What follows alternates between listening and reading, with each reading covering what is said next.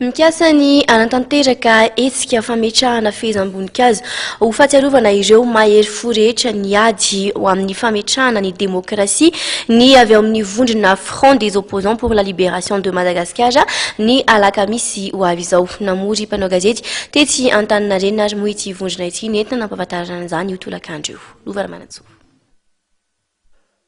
Mikasa ny anatanteraka fetsiketsehana am-pilaminana eny amin'ny kianjan'ny démocratie eny Ambojatovo ny vondrona Front des opposants pour la libération de Madagascar ny alakamisy 17 janoary avy izao.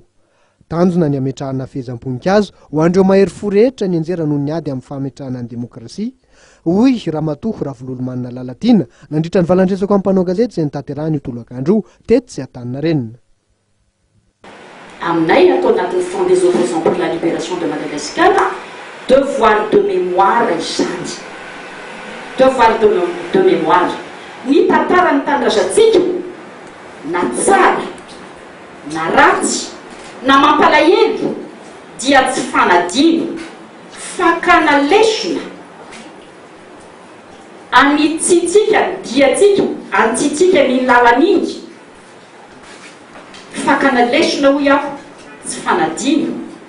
Ho tanterahana am-pilaminana ty hetsika izay kasain'ny FOLM atao amin'ny alakamisy ity. Laza izy ireo fa tsy mbola nazo lalana natanterahana zany hatramin'izao saingy ny fanairana amin'nisy fampiarana ny démocratie sy nisy famerenan'ny kianjana Ambojatovo amin'ny vahoaka no lara-pamehana. Ny antso-pitandro ny filaminana ihany koa izy ireo amin'ny tokony andraisany andraikitra raha toa ka misy manararoatra anakirotana sy miopefy amin'ny fotoana io.